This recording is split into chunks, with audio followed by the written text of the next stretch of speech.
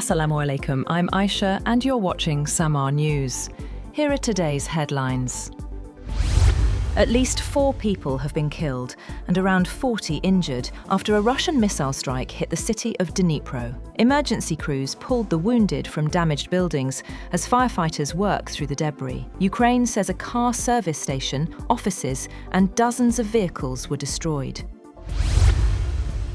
The attack comes as President Zelensky met French leaders in Paris in a renewed diplomatic push. Talking to Emmanuel Macron after high-level talks in Florida, Zelensky said tough issues still need to be resolved, even as he meets European leaders to rally support. Macron reaffirmed France's backing, while US officials say some progress has been made in peace talks.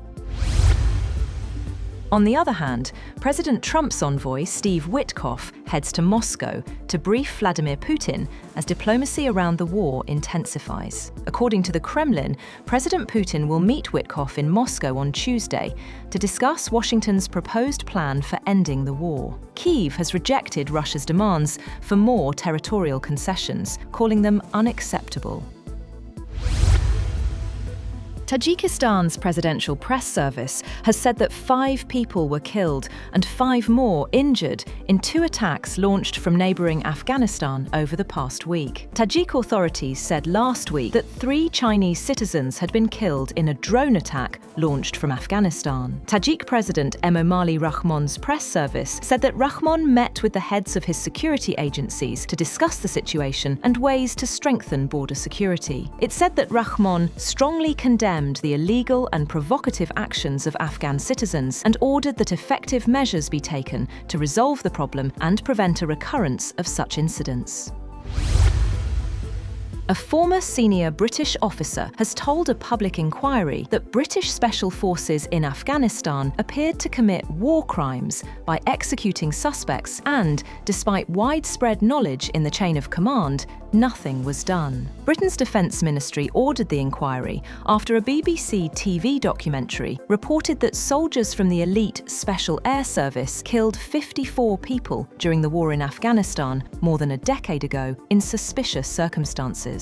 The investigation is examining a number of nighttime raids by British forces from mid-2010 to mid-2013, when they were part of a US-led coalition fighting the Taliban and other militants. Egypt's Foreign Minister, Dr. Bad Ahmed Mohamed Abdelati, calls on Chief of Army Staff Field Marshal Syed Asim Munir at GHQ in Rawalpindi, where both dignitaries hold wide-ranging discussions. During the meeting, the 2 leaders reviewed the state of bilateral relations between Pakistan and Egypt, described by ISPR as ties between 2 brotherly countries. A key portion of the discussion centred on defence and security cooperation, including military-to-military engagement, training exchanges, and collaborative initiatives tied to regional peace and stability. India's Telecoms Ministry has privately asked smartphone makers to preload all new devices with a state-owned cybersecurity app that cannot be deleted, a government order showed. A move likely to antagonise Apple and privacy advocates. Apple, which has previously locked horns with the telecoms regulator over development of a government anti-spam mobile app, is among the companies such as Samsung, Vivo, Oppo, and Xiaomi bound by the new order. Revenues at China's giant military firms fell last year as corruption purges slowed arms contracts and procurement. A research finds that Chinese declines contrast with strong revenue growth globally for big arms and military services companies, fueled by wars in Ukraine and Gaza and global and regional tensions. Revenues of China's top military firms fell 10% last year, while those in Japan surged 40%, Germany 36%, and US revenues rose 3.8%. US authorities believe the Afghan immigrant accused of ambushing National Guard members in Washington, D.C.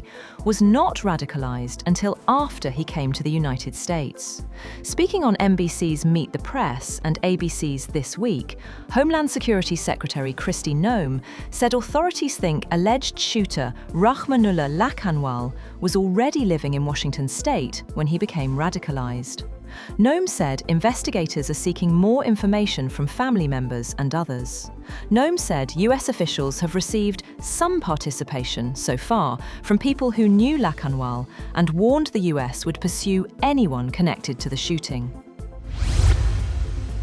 And the death toll from floods and landslides across Southeast Asia is nearing 800, with Indonesia alone reporting more than 600 dead after a week of cyclone-driven storms. Thailand has recorded heavy losses as recovery crews move in and weather improves. In Indonesia's West Sumatra, homes have been flattened and roads cut off while rescuers search for the missing and clear debris. That's all for now.